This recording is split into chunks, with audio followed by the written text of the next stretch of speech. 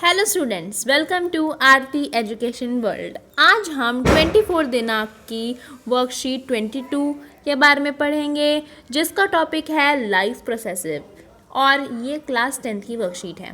सबसे पहले आपको ये पता होना चाहिए कि इस वर्ड लाइफ प्रोसेसेस का मतलब होता क्या है। क्या होता है लाइफ प्रोसेसेस? एक्चुअली वो प्रोसेसेस हैं which are the processes which are necessary for the functioning of our body. ठीक है, वो प्रोसेसेस जो एक्चुअली ज़रूरी है जीने के लिए। देखो कौन से प्रोसेसेस आ जाते हैं इसमें आ जाते हैं nutrition, respiration, excretion, transportation, growth and reproduction. Nutrition क्या होता है? न्यूट्रिशन की जहाँ पे देखो डेफिनेशन लिख रखी है क्या कि nutrition is the process of taking in food and converting it into energy and other vital nutrients required for life। Nutrition क्या होता है? वो प्रोसेस होता है जब हम खाना खाते हैं, खाना मुंह के अंदर लेते हैं, उसको हम बोलते हैं क्या? न्यूट्रिशन ले रहे हैं हम। ठीक है, और फिर वही न्यूट्रिशन आपका क्या हो जाता है? एनर्जी में कन्वर्ट हो जाता है, जो आपकी बॉडी के फंक्शनिंग में काम आता है। तो आपको पता होना चाहिए that what is nutrition. Nutrition is intake of food, food को इनटेक करना, process of taking food and converting it into energy and vital nutrients required for life। nutrients क्या होते हैं आपको पता होना चाहिए। substances which provide nutrition। nutrients क्या, जो हमें nutrition देते हैं बॉडी की फंक्शनिंग के लिए। ठीक है, और न्यूट्रिएंट्स लेना तो बहुत ज़रूरी है, वरना हम जिएंगे कैसे, है ना। हमें एनर्जी कहाँ से आएगी भाई? एनर्जी कहाँ से आती है? आपकी फूड से आती है। फूड में क्या होते हैं? न्यूट्रिएंट्स होते हैं, तभी तो आती हैं। अच्छा, अब यहाँ पर क्या है, आपको मोड ऑफ न्यूट्रिशन दे रखा है। देखो यहाँ पर आपको मोड ऑफ न्यूट्रिशन दे रखा है। The general requirement for energy and nutrition is common but it is fulfilled in different ways. अब देखो मोड ऑफ न्यूट्रिशन दो होते हैं। ठीक है, एक तो होता है आपका ऑटोट्रॉफिक, एक होता है आपका हेटरोट्रॉफिक। अगर आप बोर्ड्स में भी ऐसे ही टेबल बना के जाओगे तो आपके और अच्छे मार्क्स आएंगे, तो इम्प्रेसिव हो जाएगा वो चीज़। ऑटो न्यूट्रिशन क्या होता है? ऑटोट्रॉफिक न्यूट्रिशन क्या होता है? ऑटोट्रॉफिक न्यूट्रिशन वो some organisms use simple food obtained from inorganic sources in the form of CO2 and H2O। कुछ organisms क्या लेते हैं? सिंपल फूड लेते हैं, simple food from inorganic sources से, जैसे घास फूस खा लेते हैं जो है ना, एग्जाम्पल ग्रीन प्लांट्स। ठीक है, एल्गे, ये जो घास फूस है, ये क्या है? ये आपका इनऑर्गेनिक फूड है। इनऑर्गेनिक सोर्सेज से फूड लेना, इसी को कहते हैं। ग्रीन प्लांट्स क्या होता है? इनऑर्गेनिक फूड लेते हैं, जैसे सनलाइट से और वाटर से, है ना। इसका यही फूड होता है ग्रीन प्लांट्स का, तो एल्गे का, सम बैक्टीरिया का।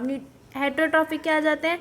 Animals use complex compounds which have to be broken down into simpler forms before they are used for growth and upkeep of their body। Example, all animals, humans and fungi। देखो complex compounds, complex animals क्या करते हैं? हम क्या करते हैं? Complex form में लेते हैं फूड को। ठीक है, हम ऐसे रॉ मटेरियल नहीं ले लेते। जो रॉ मटेरियल लेते हैं वो क्या होते हैं? वो ऑटोट्रॉफिक होते हैं। हेटरोट्रॉफिक क्या होते हैं? जो कॉम्प्लेक्स फूड लेते हैं, जैसे ऑल एनिमल्स हो गए, ह्यूमंस हो गए, फंगाई हो गया। अब हम आ जाते हैं, ये क्या है? ये आपका बहुत आपको एनसीईआरटी में लाइन मिल जाएगी पूरी। Carbohydrates are utilized for providing energy to the plant and the carbohydrates which are not used immediately are stored in the form of starch। आपको पता ही है कार्बोहाइड्रेट्स क्या है? हमें एनर्जी प्रोवाइड करते हैं, और जो कार्बोहाइड्रेट्स बच जाते हैं which are not used immediately, जो इमीडिएटली नहीं यूज़ करते हैं, वो क्या हो जाते हैं? फॉर फ्यूचर यूज़ स्टार्च की फॉर्म में जो है सेव हो जाते हैं। तो saved carbohydrates are known as starch. अब फोटोसिंथेसिस पे आ जाता है हमारा। फोटोसिंथेसिस होता क्या है? फोटोसिंथेसिस एक्चुअली क्या है? It's a whole process. ये क्या आपका होल प्रोसेस है?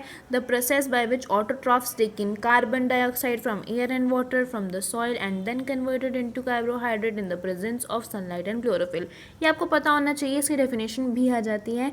ये एक्चुअली वो प्रोसेस होता है जिससे ऑटोट्रॉफ्स मतलब बेसिकली मेनली हम बोले green plants take in carbon dioxide from air and water from the soil. ठीक है, वो क्या करते हैं? वो कार्बन डाइऑक्साइड लेते हैं एयर से, वाटर लेते हैं वो सॉइल से, और फिर उसको क्या करते हैं? कार्बोहाइड्रेट में बदलते हैं इन the presence of sunlight and chlorophyll. तो बेसिकली आपको फोटोसिंथेसिस जो प्रोसेस है इसके लिए कौन कौन सी चीज़ें ज़रूरी है। सबसे पहला आपका कार्बन डाइऑक्साइड होना चाहिए, जो कहाँ से आती है, एयर से लेता है प्लांट। वाटर कहाँ से लेता है, सॉइल से लेता है। सनलाइट और क्लोरोफिल, तो ये 4 एसेंशियल चीज़ें हैं जो कि फोटोसिंथेसिस में काम आती हैं। इससे क्या इससे क्या बनता है, इससे ग्लूकोज बनता है। द प्रोडक्ट क्या है इसका, ग्लूकोज होता है प्रोडक्ट इसका। ग्लूकोज मतलब क्या, H12O6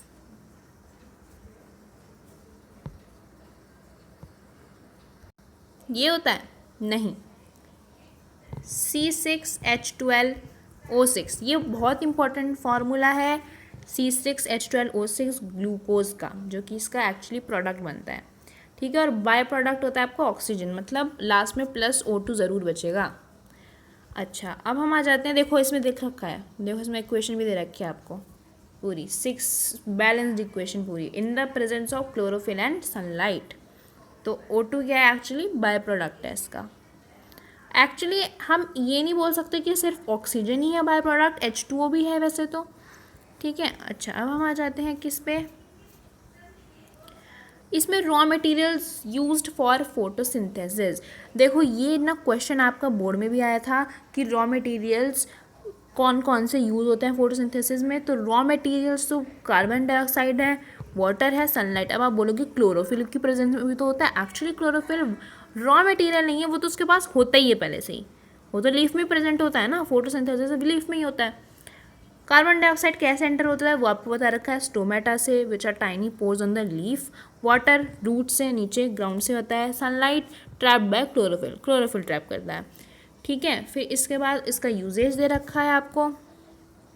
आगे बढ़ते हैं, साइट फॉर फोटोसिंथेसिस क्या है, site for photosynthesis to be particular क्या होती है, photosynthesis takes place in chloroplast. Chloroplast leaf में क्या होता है, क्लोरोप्लास्ट होते हैं, वहाँ पर आपकी साइट, वो है आपकी साइट ऑफ फोटोसिंथेसिस, जिसमें क्लोरोफिल होता है। क्लोरोफिल क्या है, नेसेसरी होता है फोटोसिंथेसिस के लिए। क्लोरोफिल क्या होता है आपको पता है, ये ग्रीन पिगमेंट होता है, ग्रीन पिगमेंट, जो कि क्या होता है, कलर देता है, आपकी ग्रीन कलर देता है वो लीफ को, और ट्रैप भी करता है सनलाइट को। तो इसके 2 फंक्शन हो गए यहीं पे।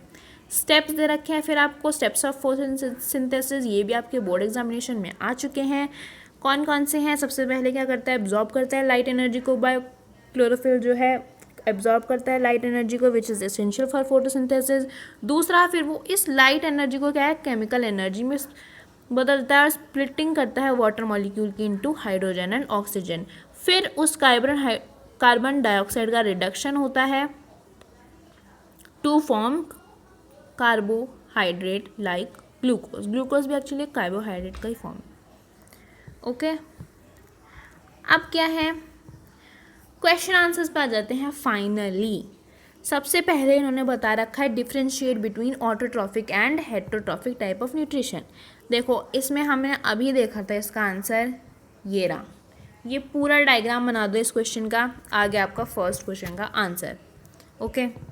दूसरा क्या है, explain the process by which autotrophs make their food and also righted biochemical reaction. कौन सा प्रोसेस होता है जिससे ऑटोट्रॉफ्स अपना फूड बनाते हैं, कौन सा है वो है आपका फोटोसिंथेसिस। तो फोटोसिंथेसिस के बारे में लिख दो, और ये रही आपकी बायोकेमिकल इक्वेशन, है ना, ये लिख दे, इसकी डेफिनेशन लिख देना और ये लिख देना equation. What are raw materials, देखो अब वही क्वेश्चन आ गया, रॉ मटेरियल्स कौन से, क्लोरोफिल है, सॉरी क्लोरोफिल नहीं है, क्लोरोफिल को हटा के, ठीक है, sunlight, water and carbohydrate, carbon dioxide, CO2, H2O, और कौन सा बच गया आपका, सनलाइट। ये तीनों क्या हैं आपके रॉ मटेरियल्स हैं। हाउ दे आर हेल्पफुल, इनकी देखो ये पूरा आप ये टेबल बना देना, ये पूरा आपका क्या है, थर्ड क्वेश्चन का आंसर है। फिर इसके बाद what is the site for photosynthesis, क्या है आपका, क्लोरोप्लास्ट है, आपको पता ही है। सेल ऑर्गेनिल कॉल्ड क्लोरोप्लास्ट, जिसमें क्लोरोफिल भी होता है। फिर right the different steps for photosynthesis, ये भी आपको पता है, ये स्टेप्स तो मैंने अभी बताए थे आपको। ये रहा आपका स्टेप्स, ये डायग्राम बना देना, ये आपका लास्ट क्वेश्चन का आंसर हो जाएगा। तो यहाँ पर हमारी जो है वर्कशीट ख़त्म होती है। देखो, जान जाओ कहीं मत, सबसे पहले तो सब्सक्राइब कर दो चैनल को, ठीक है ना। सब्सक्राइब कर दो भाई, लाइक करना भी मत भूलो, कमेंट भी कर दो प्यारे प्यारे। क्या होता है, 1 मिनट लगेगी बस। और अपने 20 दोस्तों को भेजना बिल्कुल ना भूलें। Thank you so much.